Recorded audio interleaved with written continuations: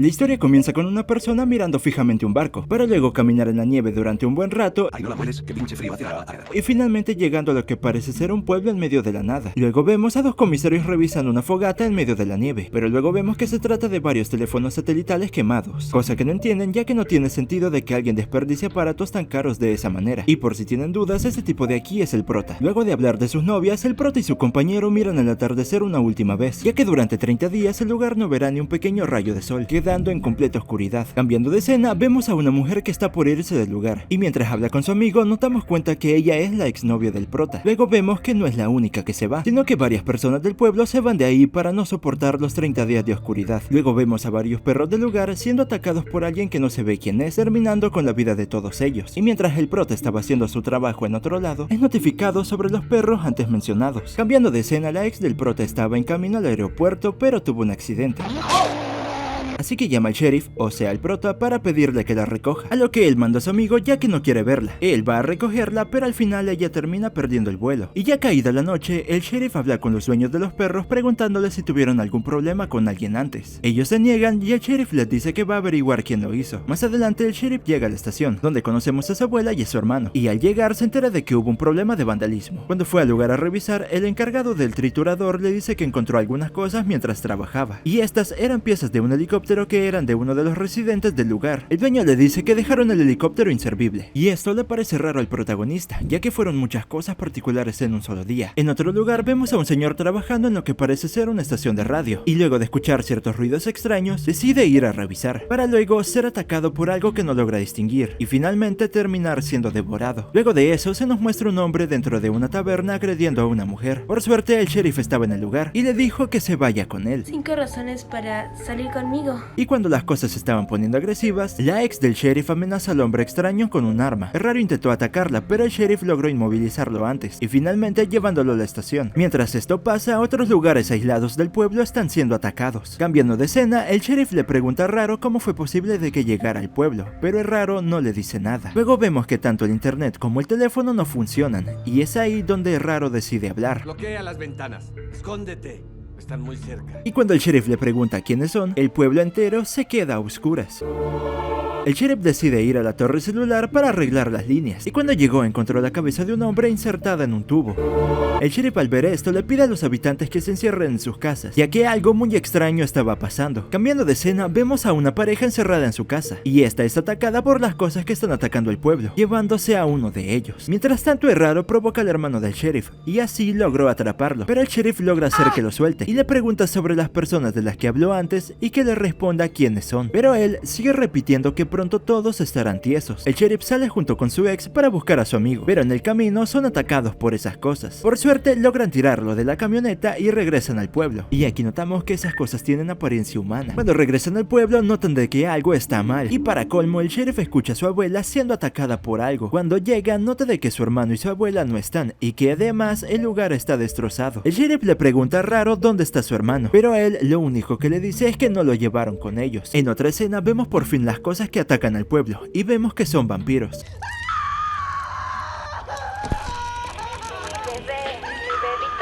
Y de a poco el pueblo empieza a morir, convirtiéndose en la cena de los vampiros. El sheriff y su ex llegan a la taberna donde habían más sobrevivientes, y el sheriff logra encontrarse con su hermano. El sheriff les dice de que tienen que ir a un lugar más seguro, a lo que alguien propone el ático de una casa que estaba cerca. El sheriff le dice al encargado del triturador que lleve a los demás al ático, ya que él irá por trampas. Y mientras iban en camino, un grupo de vampiros logran detener el auto, y cuando estaban a punto de convertirse en un bocadillo más, un tipo aparece en un camión gigante arrollando a los vampiros, ayudándoles a escapar del lugar y llegando por fin al ático. Ya estando ahí, se encuentran a los demás y se quedan todos juntos en el ático, mientras que por otro lado, el Raro es devorado por el líder de los vampiros. 7 días después, los vampiros usan a una chica para hacer salir a la gente de sus escondites, ya que no parecía que quedara alguien, pero al no tener éxito, mejor se la comen a ella. El sheriff ve a un amigo suyo escondido debajo de una casa, así que intenta ayudarlo, y estando cerca de él, se da cuenta de que estaba infectado y se estaba transformando en un vampiro. Y el sheriff, tras ser atacado, no tuvo tuvo más opción que acabar con su amigo. Luego de eso, el sheriff vuelve al escondite, donde se quedó inconsciente debido a que tenía un ataque de asma y no tenía su inhalador. Y sí, gente, el protagonista tiene asma. Luego de un rato, un señor que parece tener demencia sale de la casa, y su hijo, al enterarse, sale a buscarlo, a pesar de las advertencias que le dieron. Esto es muy pegriloso,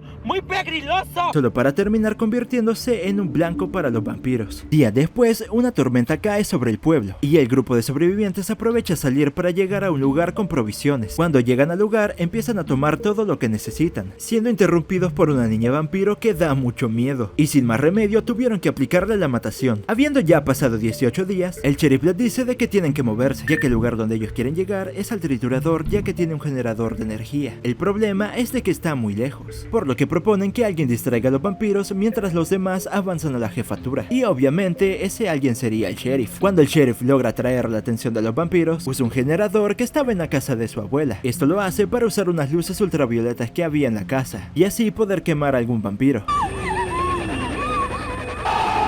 Los vampiros al ver esto cortan el cable de la luz, pero el sheriff pudo escapar a tiempo. Lo malo es que no sabe cómo regresar sin que los vampiros lo vean, así que el tipo del camión gigante sale a ayudarlo nuevamente, acabando con varios vampiros a su paso. Y cuando el tipo estaba rodeado de vampiros, decidió volar una caja entera llena de dinamita. Con esto, el sheriff logra llegar a la comisaría, donde nos enteramos que el encargado del triturador estaba infectado, así que le pide al sheriff que por favor acabe con él. Después de 27 días, el sheriff nota una señal que venía de otra casa, dándose cuenta que se trata de su compañero, y cuando va a revisar nota que efectivamente sí era él, pero se dan cuenta de que él había acabado con toda su familia, según él, porque creía que ya no existía otra salida. El sheriff se lleva a su compañero a la comisaría y al llegar ve que no hay nadie, a lo que su ex le dice que probablemente se hayan ido al triturador, así que ellos deciden ir también, encontrándose en el camino con una niña. La ex va por ella alertando a un vampiro que estaba cerca y provocando que el grupo se separe. El sheriff logra llegar al triturador, encontrándose con los demás a excepción de su ex y su compañero. Luego de un rato, su compañero logra llegar y ya estando dentro es atacado por un vampiro. El sheriff junto con todo el grupo intenta hacer algo, pero es inútil, y cuando el vampiro está por comerse al sheriff, su compañero lo lanza al triturador, perdiendo un brazo como consecuencia. Y además de eso, estaba infectado y estaba empezando a transformarse, por lo que el sheriff tuvo que aplicarle la morición. Ya faltando solo un día para que amanezca, la ex contacta al sheriff diciéndole que estaba debajo de un auto muriéndose de frío. El sheriff quiere ir por ella, pero debido a que está lleno de vampiros, le dice que espere hasta el amanecer. Todo hubiera salido bien, pero los vampiros llenaron todo el lugar de petróleo para incendiar el pueblo y así borrar todo rastro de la existencia de los vampiros. El sheriff, al ver que el fuego está por llegar a su ex, decide infectarse, y este, siendo un vampiro, decide retar al líder del grupo, dándole la oportunidad a su ex de huir del lugar. Que comience.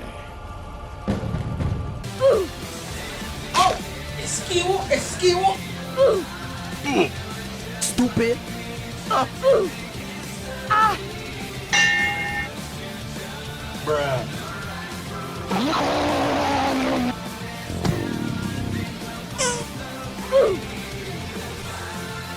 Ay, por la raza, que se me ha matado mi hijo. Se me ha matado mi hijo. Ya habiendo derrotado al líder, los demás vampiros se van del lugar, y lo último que podemos ver es al sheriff junto con su ex mirando el amanecer por primera vez en días. Y a pesar de que esto va a terminar con la vida del sheriff, este prefiere morir así que vivir siendo un vampiro, concluyendo la película. Ahora ya lo sabes, si te gustó el resumen, por favor no olvides apoyar. Hasta la próxima.